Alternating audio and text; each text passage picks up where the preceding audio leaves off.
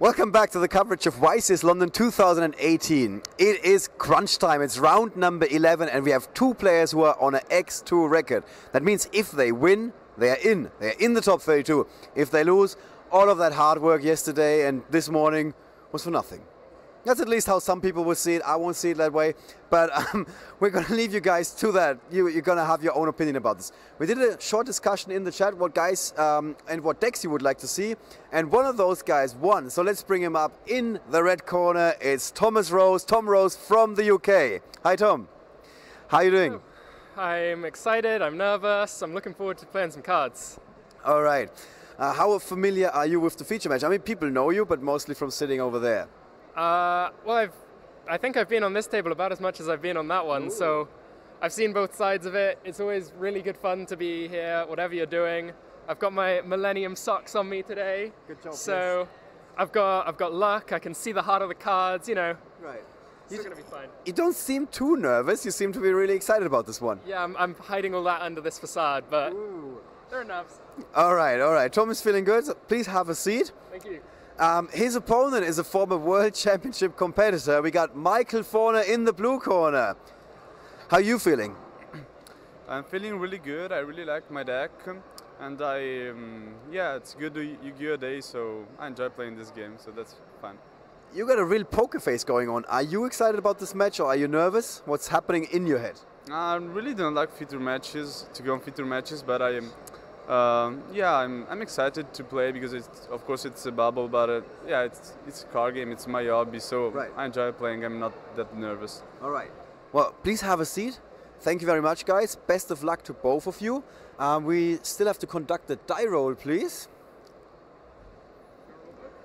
Yeah, you can both take a shot. Oh, Thomas is going with 2 dice here, and we got 3. Okay, that's pretty hard to beat. Yeah, 11. All right. Michael gets to choose who wants to go first. Do you want to go first, Michael? You go first. All right. Michael Forner is going to go first. The stage has been set. Let's take you guys over to our Yu-Gi-Oh! Navigational system, DomTom. Hello and welcome back to round 11. Yes, we're going to help you navigate your way through this match. We have a lot of experience at the feature match table today, Tom. We do, yes. We've got Tom Rose, who's won a YCS. He's won the UK National Championships. Michael Forner, who's topped multiple YCSs, top European Championships, notably came second in 2017. Went to the World Championship. Went to the World Championships. So there's a lot of experience sitting at that feature match table. There is a lot of stuff going on, yeah. So if we think about their deck types, we see that Thomas is playing the Burning Abyss as the crowd, the fans out there were asking. Everyone knows. Yep, they were asking for Tom plays Burning Abyss, and they were asking for it, so we delivered it. And then we see Michael's playing the Danger Dark World. Danger Dark World FTK, indeed. What are we saying about this matchup, Tom? Who's got the upper hand here? Anyone? If I'm going to be honest, the Danger Dark World FTK is quite ignorant of whatever it's playing against going first, because the opponent doesn't really get a turn. Okay. So really you just want to be playing a deck where your opponent is not running that many hand traps. Although... Oh, we've just been informed that actually Michael is playing Dark Warriors, not Danger Dark World. So does that change the position here? Does Tom now have a slight advantage? I'm just going to have a little look at his deck list to see whether his deck is capable of FTKing the opponent or not. So you whether are that navigating. Cannon Soldier is, I'm navigating. Doesn't look like it. It looks like he's going for a more sort of hand loop version. He's got 3 copies of Neospatian Aquadolphin, which has seen less play than it used to, but in combination with Gumblar, it's actually capable of ripping the opponent's entire hand on the first turn, which You is were pretty talking cool. to me about this yesterday, weren't you? You said to me that there's a deck that can take away like 6 cards. That was the Mermail. So I mean, Gumblar is capable of taking out 4. So if you add that to a Mulan Glacier, then you can get to 6. Wow. Neospatian Aquadolphin can also do that, because you can use it once and then add it back to your hand again with Firewall, and then summon it again, and then do it again. So there were some slight differences to what we thought about Michael's deck, but does this change pretty much how the matchup would be played? Is there someone... Yeah, I mean, relying on discarding the hand of the Burning Abyss deck doesn't actually work so well as against other decks, because they have a lot of effects which activate in the graveyard. Sure. So if you discard a Skarm or a Farfa or a Phoenix Rhino Warrior, then they can use that effect. They can use the effect of that monster in the graveyard. Search tour guide, banish one of your monsters. So it might potentially interrupt what Michael is trying to do. And there did seem to be some nerves up there. Thomas, evidently nervous, even though he's very familiar with the setup. Exactly. And Michael trying to hold it back, as Ollie said, with that little bit of poker face. How much does, when you're playing on the bubble, Tom, have you experienced that sort of nerve kicking in? Because it is always nervy playing on the bubble, yeah. Honestly, I felt more comfortable in feature matches on the bubble. Probably just from some superstition, but I always won the feature match. I've had like 3 or 4 feature matches on the bubble, all of which I've won. So when I did it, I just felt happier. But it's coming down to this for these guys. We know Yes, that they both need to win this match in order to proceed to the top cut. Exactly. So there's a lot going on right now. They know they can't afford to make any small mistakes or anything of the sorts because it could hold them back.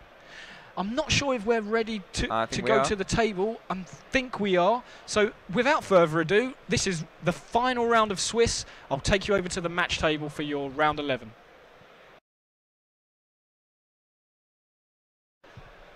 So yes, they're just loading in those hands for us. So the key thing we're looking for in Tom's hand really is whether he can interrupt what Michael is trying to do, because we're going to have a look at the tablet to see what's in Tom's hand, and there isn't anything to interrupt some potentially large plays from Michael, with the exception of Farfa, which might get discarded. So that's really not what Tom is looking to see. He wants cards to interrupt his opponent, although having said that, I'm not actually sure he's playing any. Let's have a look. Yeah, so he's running the Kaijus, but he's not actually running anything that will be classed as a hand trap that I can see. So he's probably going to be a little bit nervous to see such an explosive deck. So it is a choice that players make as to whether they want to run these hand traps and just say, if you run hand traps, they're cards which aren't part of your engine. They're not going to help you, attack your opponent. They're not going to help you assemble resources. So some players elect not to run the hand traps and just say, if your opponent's going to do something, I'd rather just have more cards to come back at them. But it's a bold decision, because it means that you allow your opponent to do whatever they want on their turn, or especially on their first turn. And I guess that just brings so much confidence to a player if they know that. I mean, and Michael's wasting no time. He's got against a deck like Michael's. Yeah, it's really kick-started straight away with the Summoner Monk summoning a copy of the Armageddon Knight. We're going to see an absolutely massive turn from Michael, yeah. Straight away, the Malicious being banished, no hesitation, summoning in the additional copy from the deck. Now Link summoning into his old. We're going to see one of the coolest interactions, which we don't see so much, is the interaction between Summoner Monk and Divine Sword Phoenix Blade. So, because Summoner Monk is a card which you discard a spell to summon any level 4 monster from your deck.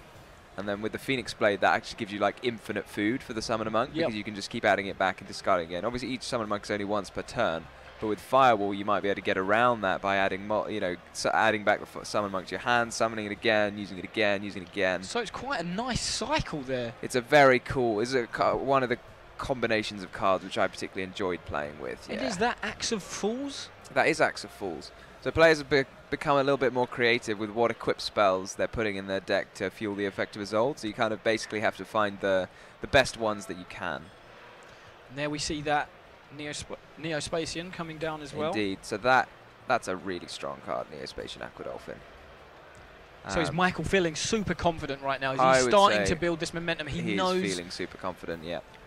Has he read between the lines? Tom would have stopped him by now, maybe, if he had a hand trap. Yeah, I mean, the Dolphin lets you see your opponent's hand now. So unless this gets responded to, then he knows now what he's playing against. He can start to pick apart the cards in Tom's hand, although there aren't actually that many good cards to hit with the Dolphin. Because he doesn't want to hit the Farfa, because Farfa's going to banish one of his cards.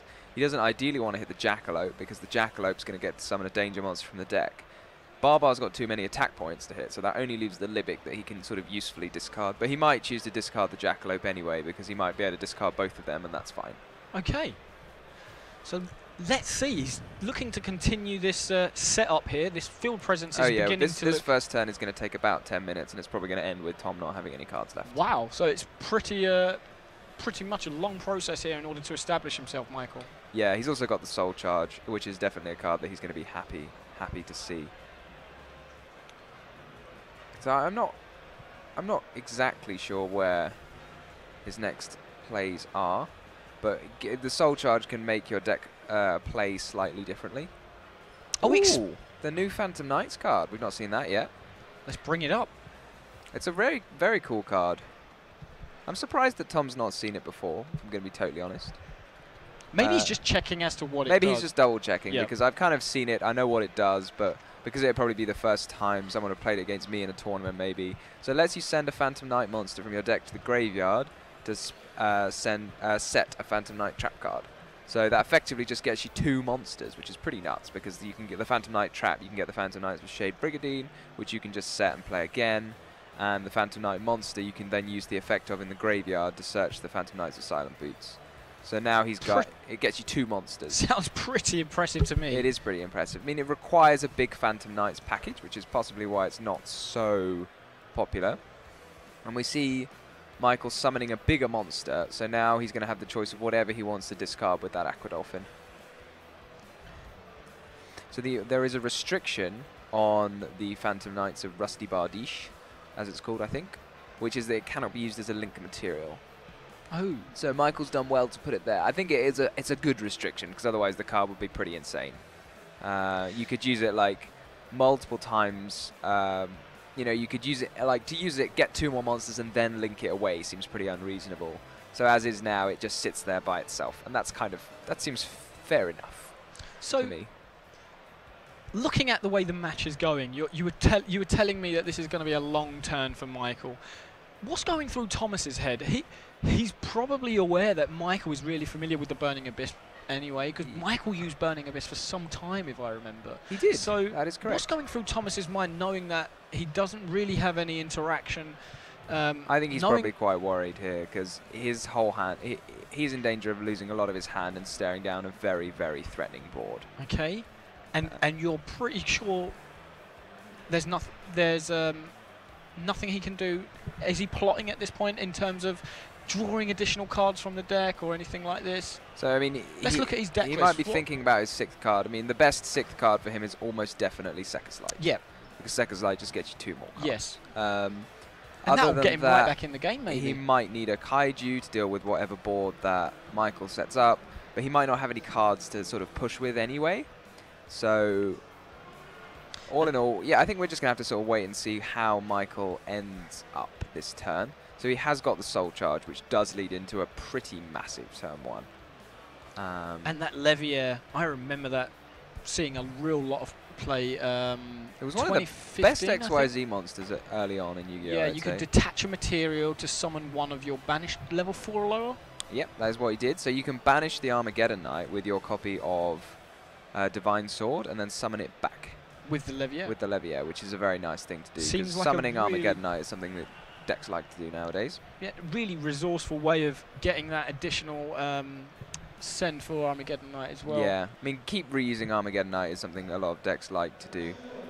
So he's making level and it looks really cool, 7. Tom. His deck his handwriting is awful. I don't want to be too rude, but his handwriting is truly awful. Okay.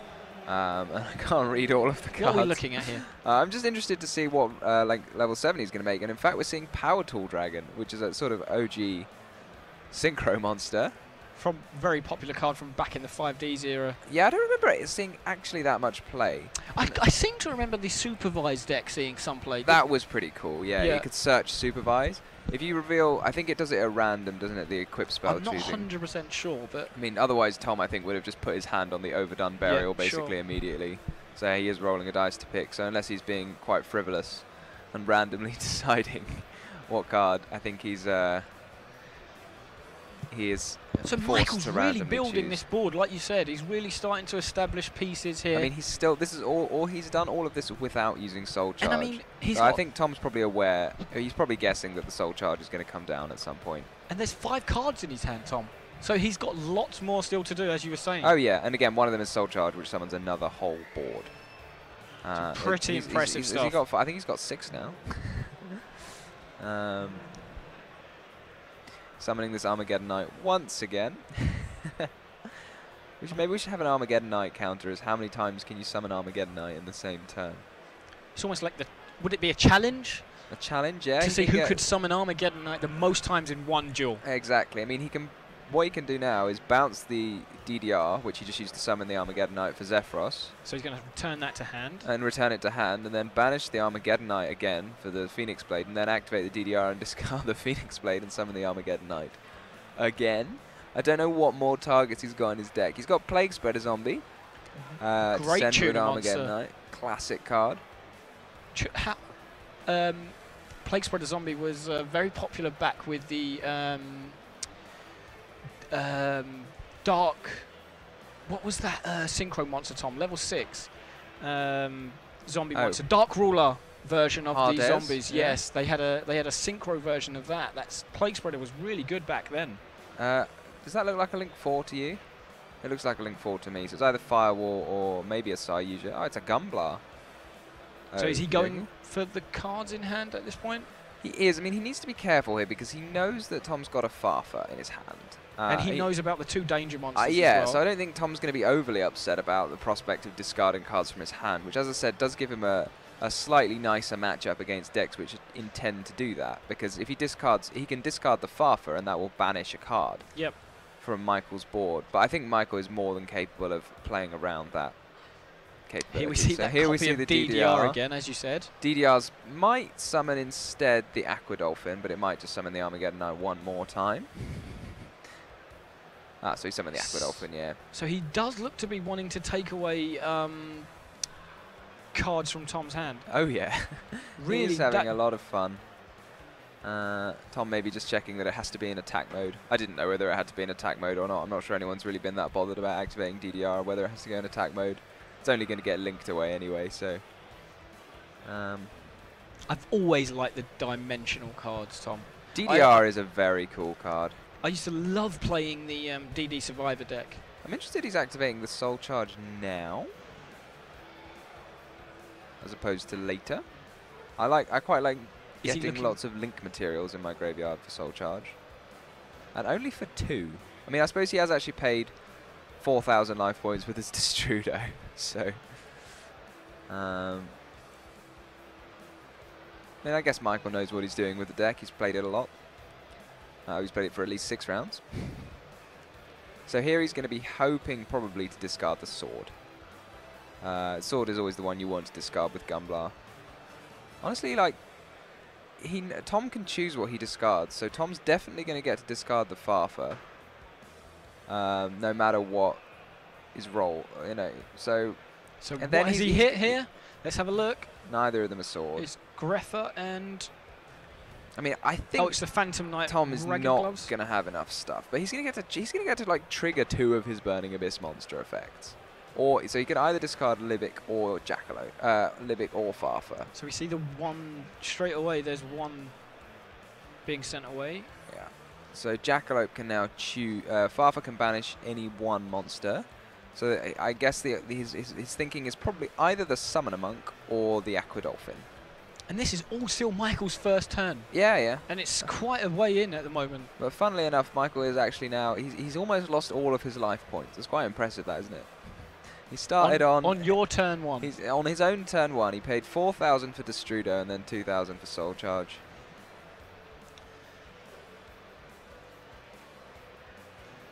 And Tom summons that copy of Danger... how do you say that? How do you say that? I'm going to say Tsuchinoko. I'm going to go with your pronunciation. But I don't actually know. So yeah, so he's still got the Summoner Monk and the Sword to use. And as we can see, Michael's got so many cards in his graveyard. I'm interested that we've not actually seen a Firewall Dragon come down from Michael. And is he building towards that? There's still plenty of... I can't actually see a Firewall Dragon in his extra deck. Which, if I'm honest, does surprise me, because I think Firewall Dragon's pretty good. We saw somebody else not playing a copy of Firewall, didn't we? I'm not sure which feature match it was, but in one of our previous feature matches, we saw somebody else not playing a copy of Firewall. I'm not sure who that was, though. Is it almost a staple card? Is it a go-to? Well, in a sort of deck which is doing combos like this, you would say that you have to have it. Yeah. So I assume he's just going to flip that Dweller in the standby phase, but If he doesn't, then Tom's going to get to use his Kaiju. So now, one of the things about Gumblar is it's a mandatory trigger. So what did we see just happen there, So Tom? Kaiju went over the Dweller, and I think Michael might be a bit irritated with himself for not just flicking the Dweller, because I'm not really sure there was any reason to hold it, and it played around the possibility that Tom drew the Kaiju. We see a second copy of that. Which he did. Should we see what Michael's face down is? Face down is... oh, it's a Fog Blade. Yep. Oh, that's a pretty good card to have right now. Negates effects, right? Yeah, Tom only needs to do 1,600 damage, which I can't see a way for him to do through that Fog Blade. But the Dolphin should have come back, to be fair. So that's just maintaining the game state there. Indeed. We see the Dante. Dante, not Dante. Dante. This mill's pretty crucial. And it's not quite paid off. We see the copy of Scarm is good, Blackluster. but you don't get the monster until the end phase. Yeah, it's the end of your turn, isn't it? So Dante threatens to attack for game, but then there's the Fog Blade for Michael. Tom can upgrade it to a Beatrice using the Libic in his hand. So it's now kind of up to Michael. Realistically, he's going to have to push through. That does not get sent to the graveyard, Michael. Come on. You know that. So Fog Blade gets stuck on the board if the monster doesn't get sent to the graveyard. Stays in it. It just stays there. And what's in Tom's hand here? Has he got nothing. any? So he's all in on the board right now. Just with that I mean, most Beatrice. of his hand was discarded. But he gets the ad in the end phase. He gets the ad in the end phase for the Scarm. He's going to have a Beatrice, one Beatrice interruption. So it's kind of up to Michael to push through this Beatrice and get that damage through. Tom obviously could come back next turn because of the special summoning ability of the... Yeah, so he's going to have Beatrice. He's probably going to have a couple of BAs because that Dante underneath the Beatrice can add extra cards to his hand. Great card, Beatrice. Fantastic card. It's one of the cards which has kept Burning Abyss relevant for so long. Its ability to send any card from your deck to the graveyard. We see that Michael's got a copy of Droll and Lockbird in his hand. That seems to be useful if... No, it's completely useless. Oh, because it would prevent cards being added, right? Yep. It prevents... If your opponent's added a card, it prevents them adding any more. Okay. But it has to be from the deck to the hand. And when you're in a situation where your opponent's only got one card anyway, they're only going to be doing like one ad, so it's pretty much completely useless. So not what he wanted to see. Yeah, definitely not. I don't know whether Michael's got any more targets for his any more Phantom Knight cards in his deck to use with Rusty Bardiche. I don't think he does. Otherwise, he probably would have done that by now. So he summons the Silent Boots, is it? Yeah, I think the life points are also incorrect because Michael did discard a card from his opponent's hand with the Aquadolphin, and that should have done 500 damage. Yep. Yeah. And he should also be forced to trigger the Gumblar right now as well. I don't know if we should tell the judges that.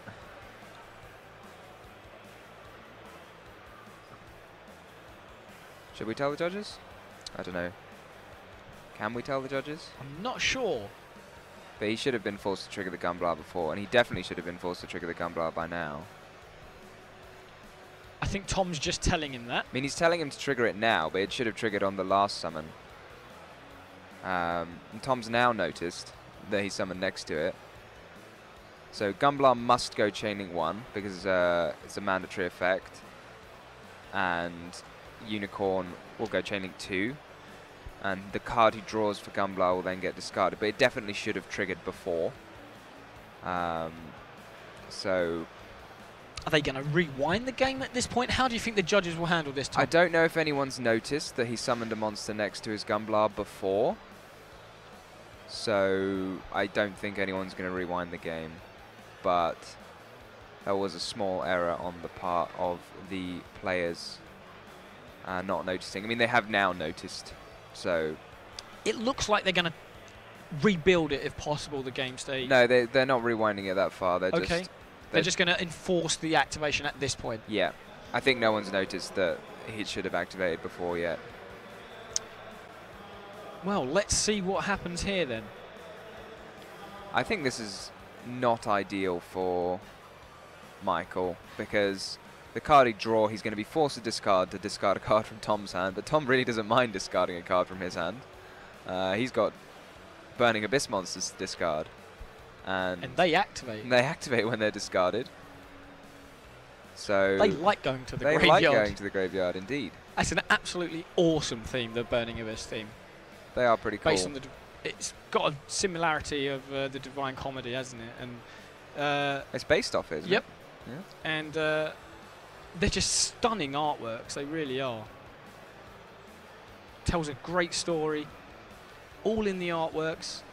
I love how Yu-Gi-Oh cards do that. He's always gone through his whole extra deck. Like, he's used Gumbler, Dweller, Phantom Knights of Rusty Bardiche, One is Old, Power Tool. He's not used Nightmare Phoenix or Decode Talker or Nightmare Unicorn, but he's done quite a lot. And how is this match progressing for both of these guys? If you were Thomas, based on the way that Michael started, it almost felt as if all the momentum was with Michael, but it feels like the game's changing. Honestly, I'm not sure that game went, the turn one went ideally for Michael. Okay. I think perhaps could have done something slightly differently. He could have done something different, yeah. I mean, I don't know for sure because I've not played with Michael's deck so much, but it looked like, given the sort of quality of start that he had, that he might have been able to do something more effective. But his deck is definitely set up differently. Like, a lot of decks like to summon a load of monsters and really use the firewall as the center of the plays. But Michael's not even running firewall, so... Aha! The judge is informing, Ollie informing me there that I've made a little mistake. So Gunblade triggers only when a monster is special summoned to a zone its point, not when it's normal summoned. So no one missed that. So the correct activation... Everything was correct, okay. Yeah. Everything was correct except me. I was incorrect. Tom, you cannot be right absolutely all of the time. I can try. You can definitely, and you're doing very well at that, but it happens. So Michael's still looking to push here, but... No, he's conceding. Michael's conceding? Burning Abyss monsters demonstrating just how sticky they are, really. They just they don't go away. You discard one. So Tom takes that game. What was the logic there? Just there's no further options in his Michael extra deck? had basically burnt through his extra deck. Okay. He's used all of it. And at some point you realise Burning Abyss is just going to set up a wall of cards. They're just going to set it up again next turn. And if you can't finish them off, then they're just going to keep coming back. Between Seer and Dante, they just keep adding the other one back to the hand. You keep having to deal with it again and again and again. He just put the Beatrice back into the extra deck, which could have been summoned again for Tom next turn. So there we have it. What really went all in almost and not able to deliver the final blow. Yeah, I think Michael might be a little bit disappointed with how that game went, because he had, in a game where you've got so many options as he did, he had the Soul Charge, he got to look at his opponent's entire hand as well, he had perfect information. I think he might be a little bit frustrated that he wasn't able to clinch that game. So what's going on now in the siding? We're seeing some copies of Cherries and some copies of Droll coming in for Tom. Tom's handwriting is substantially neater than Michael's. I approve. I can read it. Is there anything in particular there? Anything else that we think might come in for Thomas? I think just a lot of hand traps, given what Michael was trying to achieve. He might choose to rotate out the Kaijus in favour of the hand traps. Yeah, he's got those 2 copies of Ghost Ogre as well. Yep. So we might see those. We might see the Drolls. It's kind of deceptive, a deck like Michael's and the Warrior decks in general that aren't Goki, because a lot of cards go through their hand, but none of them not many of them are actually coming from the deck. So as for whether Droll's that effective, it's hard to tell. But a lot of cards do go back and forth through the hand. They go, you know, sword goes from the grave to the hand to the grave to the hand, and you draw cards. So Droll's probably all right, but it's not as good as it looks at first glance with the amount that's going on. Tom very nicely showing off his side deck for us there, so we can see what's going on. So yeah, we can see a lot of Kaijus coming out. Again, Kaijus are powerful when your opponent sets up a board and then says, "Come at me." But when your opponent's board involves discarding your hand, then the Kaiju is not so helpful. I thought he was going to say, come at me, bro. Come at me, bro. Yeah. But unless that board involves a Christia. Who's feeling more confident now, Tom? Because Thomas... Definitely Thomas I was Rose. going to say. Yeah, he won that game. He had no right to win that game. That was going to be my next question. Do you think that he really anticipated winning that game? I think, no. I mean, Tom had a fairly average hand. Michael had a pretty impressive hand, and Tom's deck just kind of won out there. So we see 5 monsters again, in Thomas' hand. If I was Tom and I'd seen how Michael started, I would have been pretty scared, and then it just kind of all worked out. So, yeah, and then again, Michael playing the Soul Charge. I think maybe he didn't think through using the Destrudo before the Soul Charge. Severely limited what he could do with that Soul Charge because he had paid so many life points already. Normally he'd like to Soul Charge for like 4 or 5. And obviously if you do that, then the Destrudo's fine because you only pay half your life points. So half of 4,000, you only pay 2,000, that's fine. Whereas if you pay for Destrudo first, then you run out of cards. You run out of life points. So we look just about ready to start, and we are. Michael choosing to go second. Interesting. It's kind of interesting players now do this. They're kind of like, what's better, first or second? And shotgunning that Gamma, that could really stuff up Tom's hand, actually, depending on what happens with this Tsuchinoko. So Tsuchinoko needs to draw Tom a card here, otherwise his hand is going nowhere. So if Michael hits the Tsuchinoko, which he has not. So was that a good roll for Michael? That was the best, second best roll for Tom probably, but that's really not what he wanted to see. He may just have to pass. He can either tribute set the Malicious or he can just pass. He can tribute set the Malicious and summon his Dark Arm Dragon and then pass. Dark Arm Dragon. What a card, Tom. Brings back so many good memories for me. Not such a powerful defensive option. But in terms of attacking option. As an attacking option, it's pretty good, but you can't attack your opponent on the first turn. And obviously it's got those... So he gets this effect in the end phase, right? Yeah, so he gets the Scarm to add. Interesting choice to go for Graph rather than Tour Guide, but again, when you're leaving yourself completely defenseless against a deck as explosive as Michael's. Maybe that Graph just gives him that little bit extra graveyard control for the Dark Arm, maybe, I don't know. Yeah, I mean, it might be that he's expecting to have some of his cards discarded, so then having the Graph in your hand is a good one to discard. Okay. We see the Isolde from Michael straight away. Yeah, I think he's probably going to be reasonably happy. Is Tom going to tell him that he has to now add that Armageddon Knight? Well, he's already added the Armageddon Knight. I mean, what's he going to summon, do you think? Maybe he'll just summon a Phantom Knight. Frantically looking through his deck. Oh no, I see. He's going to summon a Dark Grepher because he's got Nessie in his hand. Aha. Dark Grepher, again, that versatile card. I think I would have preferred to summon the Armageddon Knight. I definitely wouldn't have locked the Armageddon Knight off the Isolde.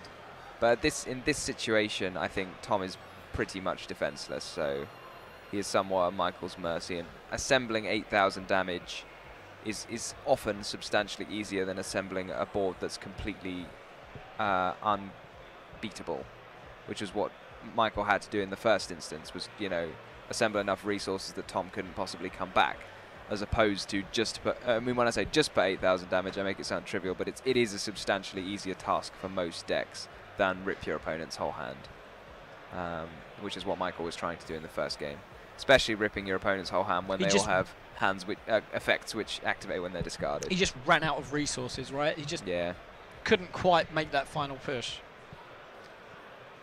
So we see him. Michael, yeah, he's setting one just before he activates the Tsuchinoko effect, so that's a card that he particularly wants to keep. The DDR. Tsuchinoko's hit the Armageddon Knight, which is kind of the ideal hit because he couldn't use the Armageddon Knight anyway. And he gets to draw one for Tsuchinoko and summon it.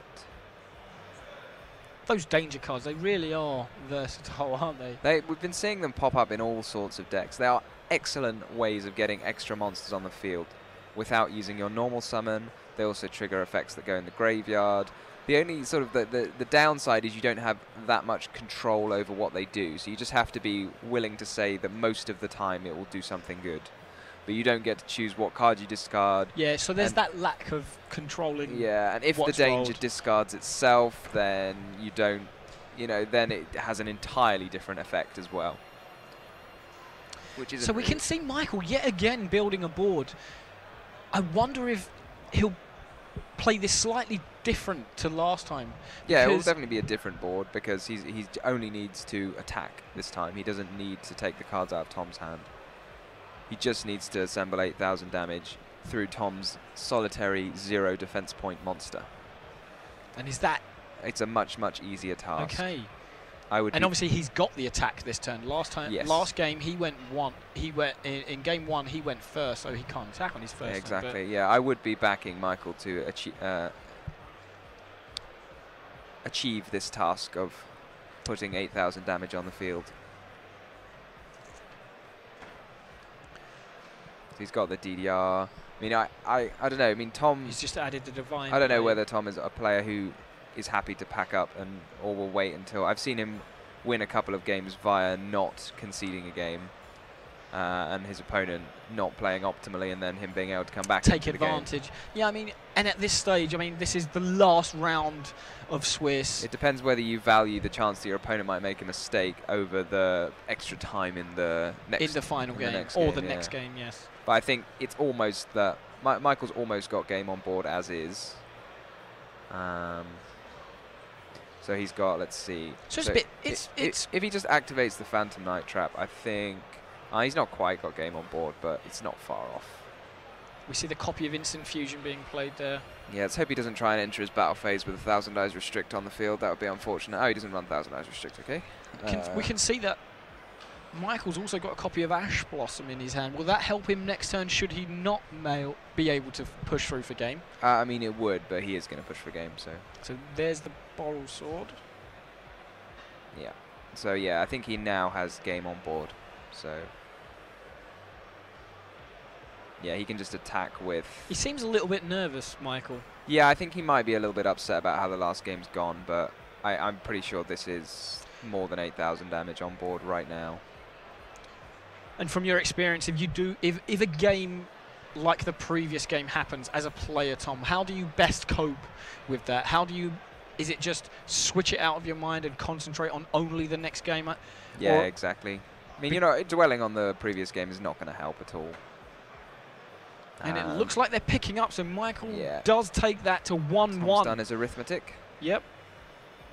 Lots of big monsters there pushing through, taking the game and bringing this match back to 1-1. So we're going to a decider. Yeah, and now we're back to see whether Tom wants to go first or second. What would you do? Having that battle phase is quite important.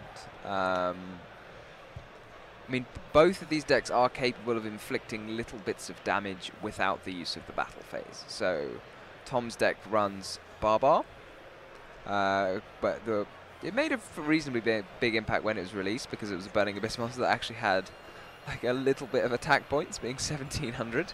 Not that much, but it was enough for Burning Abyss players to get excited about it. But it also has that burn effect, which allowed Burning Abyss to actually end some games a little bit quicker.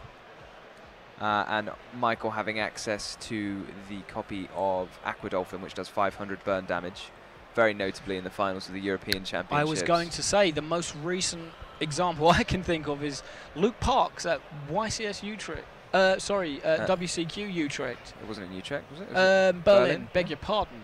And he just summons that, and the look on his opponent's face was, really? So, yeah, those damage effects are really good. Yeah, because, I mean, as we saw in the first game, Michael's first turn took well over 10 minutes. I mean, he'll have to be aware that he can't use his own life point paying effects, such as Instant Fusion, such as Destrudo, if that is his plan. Yeah, Soul Charge, etc., etc. If his plan is just to do a little bit of damage, so it does change the game plan a bit. But I'm not sure what Tom is planning on doing, whether he's planning on going first or second. So we're about to find out. So there's the handshake. That's always good to see at this stage. final game of the final round. It's likely to be There's a bit of respect final here game as well for at least one of them. Yep. And there's that mutual respect. You know, they've both been around a while, playing at a high level. And let's see. I don't know who's. No one's told me who's started yet. No, we're not sure yet. Normally, but we are just loading I'm going to hands. guess it's Tom, because most people point to their opponent when they're letting their opponent start. So otherwise, you would just verbally indicate that you're starting. But I don't know. Would you pick a winner here? If I had to ask you, pick a winner here. Without looking at the hands Without quickly, looking at the hands? No, I want to look at their hands. Okay. That's the fun bit. That's what the fun bit of being in the commentary box is. Skullmeister, that's another hand trap, right? Yes, it negates the effect of a card which activates in the graveyard. Tom's got no hand traps, so I am interested. It always makes me worried when the time is low and you're playing against a deck like Michael's, which can more than happily take 10 minutes on its first turn, to put yourself in a situation where you don't have a turn. That feels worrying. He does have Sekka's Light, so he's going to draw additional cards. If he gets a turn. If he gets a turn. Yeah. Yeah, it always... Are we saying that this is probably a long turn, like we saw in the game 1? Yeah, he's got that Summoner Monk, but he's not running Firewall to reuse Summoner Monk in the way that I was suggesting previously. But he has got the copy of DDR. He's not going to have access to Destrudo this game, because if he does, Destrudo is too many life points. Likely to cost him the game, right? So I think he's just going to have to... I think he's probably just going to go for the... Isolde! Yeah, he's obviously going to go for the Isolde. No, the Isolde is just such a good card. Oh, yeah. I mean, accessing, like, Warrior is one of the most supported types of monsters, and being able to access any Warrior from your deck with its second effect is incredibly powerful. Yeah, and I mean, Noble Knights, there were some new cards in the Soul Fusion set as well, which I'm quite a fan of the Warriors. I'm quite a fan of the story that the Noble Knights tell. And I'm not sure if you've seen it, Tom, but did you see the Ordeal of a Traveller game Matt, this year? So for those attending our YCS events over a long period of time throughout this year and attending X amount of events, they can obtain it as an additional prize. Have you seen it? It's got Isolde, yeah. I remember when the Ordeal of a Traveller was Dante. Didn't it actually get you the Ordeal of a Traveller card? No. What was the card called? The one that summoned a load of Burning Abyss monsters from the graveyard. Was it like Ordeal of the Burning Abyss or something? I am not sure, but I think I do remember it now that you say it. It did see some play at some point. Those Burning Abyss cards were really popular back in the day. They were... I mean, I seem to remember a whole bunch of the European Championship top cut playing that deck. Yep.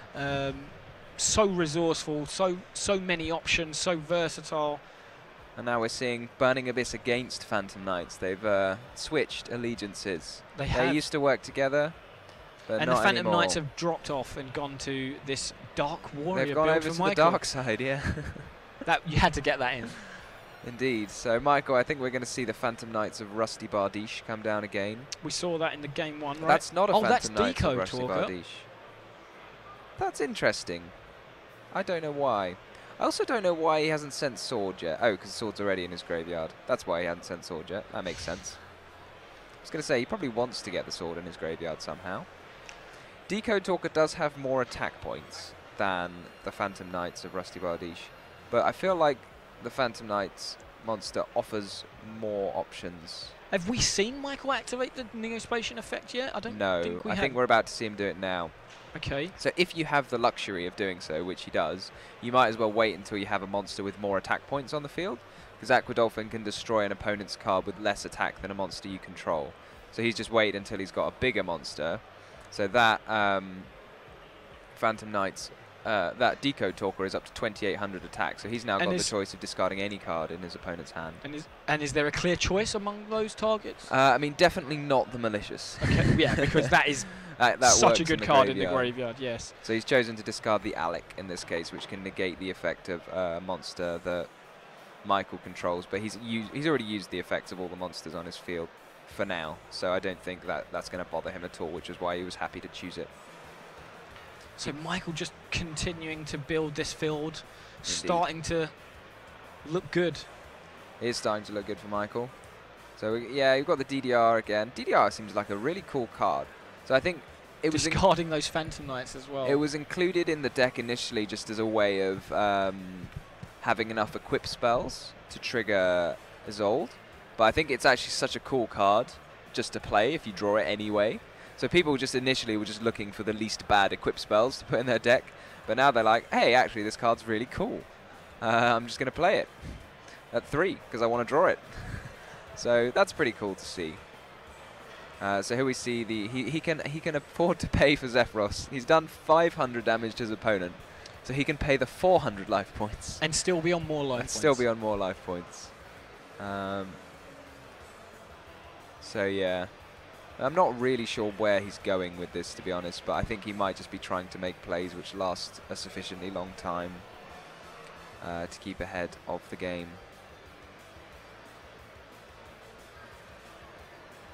So there we see the Zephyros. Zephyros bouncing presumably the DDR, yeah.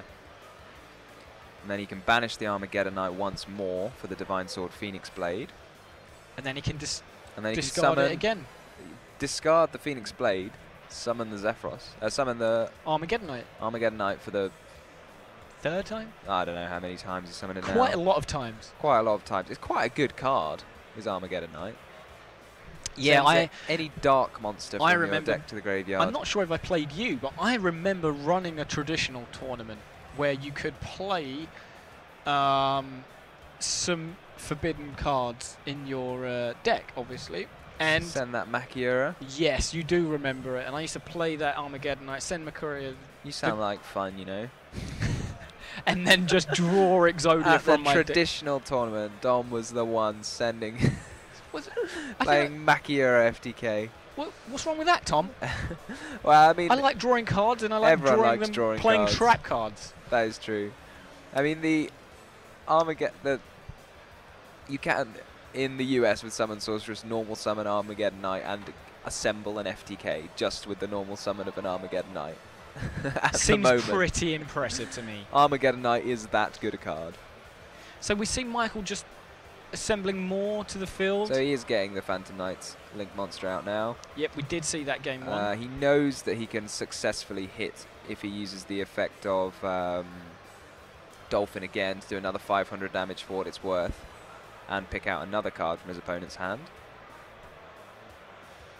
Yeah, I think he's got the opportunity to make Leviair, which is quite cool. He can then summon back Armageddonite for the however many times. I don't know how many times it is now. It's a lot of times. There's a lot of cards banished from Michael as well. Yeah, that's what the sword does. Yep. If only there was a Dimension Fusion, huh? What a card. What a card.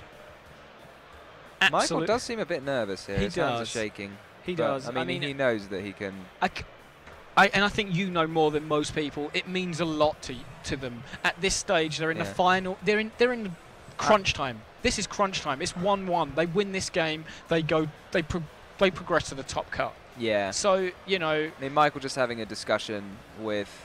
He's trying to discard the Gadala, and Tom's saying you don't have a monster with enough attack points. I thought Tom negated the a different card with Alec, but Tom indicating that he might have negated Decode Talker with Alec. So maybe they're just trying to remember what was negated with Alec. Because if the Decode Talker's effect is negated, his attack is only 2300, so he has to discard the Malicious. Which is good for Tom. Which is, I mean, again, at this point, it doesn't really matter. I don't think he's going to get a turn. But, yeah, if he discards the Malicious, it does 500 damage. As long as somehow Michael doesn't end up taking 500 damage, I think he's not going to be too fussed. I mean, obviously, we didn't hear what the players said. It looked to me like they're just discussing it Tom at the table now. pointed to the Aquadolphin when he used the effect of Alec. But I can't... he might have been... You know, they are in the same column, so it might not have been obvious. So, obviously... Michael is trying to say that he thought he pointed to the Aquadolphin, or maybe he just forgot that he pointed to the Decode Talker, I don't know. But the players are just discussing now. Yep, I think they're both just talking to the judges, giving them their side of the story. Even though we have the video footage, there's no real way to confirm. From my perspective, it wasn't entirely clear because I didn't hear what Tom said.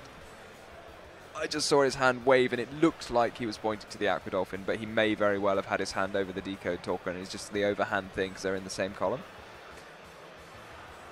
Yep. But as mentioned, they're still discussing, they're still reviewing the situation.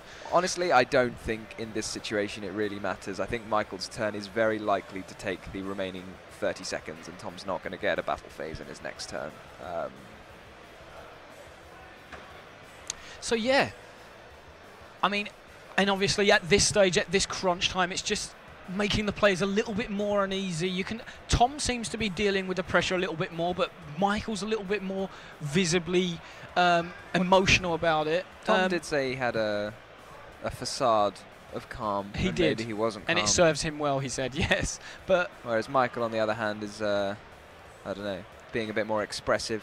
Well, they're in good hands. The judges and the staff are definitely the people to make sure that the correct decision is made. Hopefully nothing should get past the two table judges and the video footage. Indeed, yeah.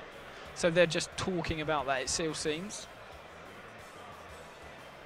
Okay, so they're appealing. We're being informed that the head judge is being asked to review the situation.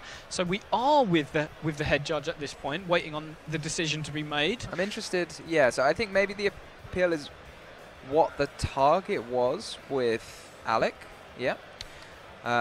So, I mean. Yeah. Again. Yeah, it's a bit of it's a strange one because.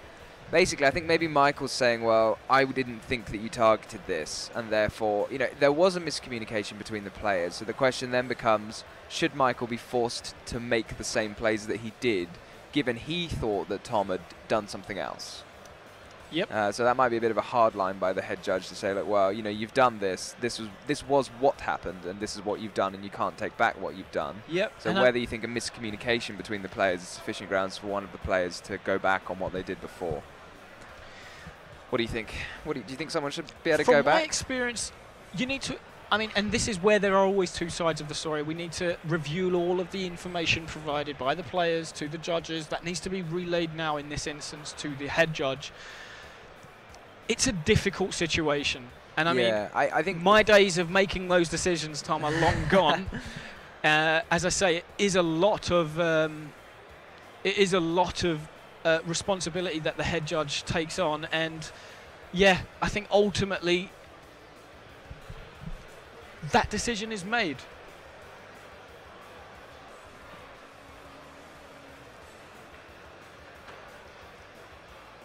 Oh, so apparently Fauna, should we have a look at the text of Aquadolphin? Yeah, let's bring that up. No, we need to bring it up for you guys, not for me. Well, we need to bring it up for both people. Do I click it once? So,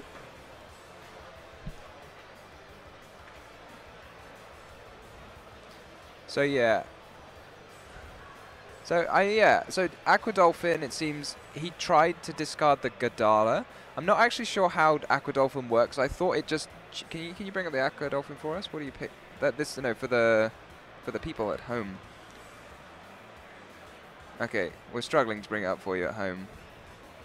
But essentially, once per turn, you can discard one card, look at your opponent's hand. I see, so you do actually have to choose the monster with Aquadolphin. And so he chose a monster that had less attack than one of the monsters on his field, because his Decode Talker was negated. So I thought they were discussing whether the Decode Talker was negated or not, but there seems to be some confusion as to, okay. So now they're just checking that. So Michael pointed to the Gadala despite the fact he didn't have a monster with enough attack points on the field to discard the Gadala. So that means Michael's going to take the 500 damage, which is not really what Michael wants to happen. Well, it means that Michael might, depending on how the appeal of the judge goes, that Michael takes 500 damage. So now he's going to have to look through his extra deck and figure out if there's a way for him to do 500 damage back. Which I'm not sure that there is, given that there's only 20 seconds left. And Tom's drawn Gallus to do more damage he's activated anyway. That Sekka, he's got the additional draws. Gallus going to do an extra 1400 burn damage. So we can hear the crowd is really excited about that extra burn damage from Gallus right now. So effectively Tom is just hitting home with that additional burn damage, and he was up on life points anyway. Yeah, so he's just hitting home, reinforcing the point that actually no, at the end of this match, Thomas Rose takes it with the additional life points. So bit of an unfortunate position for Michael. He kind of was in a position where he felt he was in control, but Thomas, with the draw off of the Sekker's Light, had the Gallus anyway. Let's talk about that a little bit more in the post-match analysis. So there we have it. Unbelievable finish to that match. Thomas Rose summoning the Gallus. That was one of the tensest matches we've seen. I mean, I think like the Gallus was neither here nor there. I think it was the fact that, I think if Michael had because he chose a wrong card, Dolphin does damage to you. Yep. So that means he was below on life points at the start of Tom's turn. And then Tom activates the Sekker's Light. And I mean, it doesn't really matter. Tom's turn is going to take 30 seconds. So from Tom's point of view, he felt like he was still in a position to win the match anyway. I mean, Michael would have just won the match outright if he just hadn't made that small mistake. A very easy mistake to make, to forget that the Decode Talker's effect to gain attack points was being negated, and therefore he didn't have a monster with more attack than the Godala. So just recapping here, definitely the first game was a bit of an odd one. Michael seemed to be in the most advantageous position. He had all of the pieces. He was summoning everything to the field. But then he just ran out of steam. Yeah. He just ran out of steam. The Burning Abyss deck really showing just how annoying it can be once it starts to get going. You know, once it sets up the Beatrice, and then if the Beatrice dies magically, a Dante appears, and then if the Dante dies, it gets the Seer back, which gets the Dante back again. It can be a real sort of tar pit to get through, which is what it showed in the first game. And then obviously in game 2, he manages to assemble that board, similar to what we saw in game 1, pushing through, taking the game and going to game 3. But that match, seriously, the crowd, when they see the Gallus, it was a phenomenal, phenomenal reception to that card being displayed. I love Gallus. So there we have it. Thomas Rose is your winner for round 11. That is the end of Swiss. The next time you'll be seeing us is in the top cut. I'm going to head over to the feature match area. Oliver Gurman is standing by with our match winner, Thomas Rose. Over to you, Ollie. Yeah, guys, welcome back to the feature match table. The crowd just went a little bit wild. I think most of them were in shock after that feature match, so they then took flight. We still have a couple of people here who seem to be rooting for you, Tom. What's the reason? Why are you such a guy that wins over the crowd so easily? I guess there's a bit of a story. I always play the deck that people know me for. It builds a character, and it's just fun. I keep coming back, and I keep just finding a new way to make this deck do something. And apparently the socks. The socks help, yeah, the socks definitely help. So run us through it. To me, it seemed almost like you were sitting there letting your opponent play for 40 minutes and suddenly he lost. And you had like 4 moves. Can you break it down a little bit further for the guys at home? That's about it, really. The game 3 got very strange. I didn't quite understand the ruling with the Aquadolphin. I thought that he was forced to choose something with lower attack than he had. So after he chose the Kaiju, I said, no, you can't choose the Kaiju. But the judges knew more than me, and after he'd chosen that card, he was then forced to have that as his choice, and he took the damage. We had like 30 seconds left on the clock, and at that point he was below me on life points, and it got pretty weird. So, yeah, exactly. It got pretty weird. So how does that feel? You're sitting there, and in a way you're not really doing anything. Like he's making all the moves, he's making all the decisions, and in the end he makes a decision that costs him the game. What is happening in your head in that situation? Well, I kind of actually set him up for it earlier in the turn when I used the Alec effect, because obviously I'm not going to target anything on his board for the rest of the turn, so I don't have to use Alec, but I figure I may as well use it on the Decode Talker just in case he needs the attack points later, in case he wants to, I was thinking if he tried to use the Dolphin 3 times, but as it was, the second time was enough, because he just hadn't realized that his Decode Talker only had 2,300 attack. Is this something, I mean, you're notorious for playtesting a lot, obviously. You always find the perfect Burning Abyss build for every tournament. Is this a situation that you can test ahead of the tournament? I tested a lot for beating Sky Striker, because I thought they were going to be the most represented deck, and they were, and I haven't played any. Okay, we've heard from other players that they played like 8 rounds of Sky Striker mirrors yesterday, so we wish. Okay, I get it. So obviously you found a new take on Burning Abyss. is it a deck, because I think there's a difference between building a deck that gets you into the top 32 and another deck that gets you maybe into the top 32, but once you're in there, you're bound to win the tournament. What kind of approach did you take this weekend?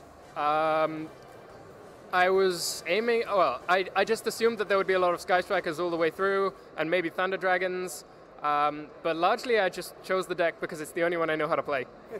Okay, well sometimes it all comes down to this, yeah. All right, so now you're locked up for the top 32. What's going to be your expectation for the rest of the day? I'll probably find some guy playing FTK and I'll lose. Okay, so you're not too hopeful. What's the approach? Are you taking it one match at a time, or are you going to be like, okay, I'm aiming for top 8 and then I'm going to set my sights? I guess making the top 32 is nice. I get a Top Cup playmat, it's always fun. At this point, I really want one of those prize cards. I play a lot of Cube Draft, and it's a really good card for Cube, so I want to win one so that I can use that. Right. Well, thank you very much. Best of luck in the top 32. As always, we would love to have you here, either on that table or on this table this weekend. I guess it's going to be this table. And I guess you won't mind too much either. All right, guys, with that, we're done with the Swiss portion of the tournament. That means now we're going to have final standings after Swiss. Those are going to be put up, and the players have 5 to 10 minutes to review those results. So they can make sure that they got that win in that 11th round, for example, or that all of the past results are correctly entered into the scorekeeper's laptop. Once everybody agreed on the standings after Swiss, we can then move on with the top 32 cut. So there might be a bit of a longer break now when you compare the breaks on the second day, which are non-existent for the most part. And then we're going to be back with our top 32 feature match. So don't go anywhere, or maybe grab a snack and then you come back. And we're going to be right back with our top 32 feature match for YCS London 2018.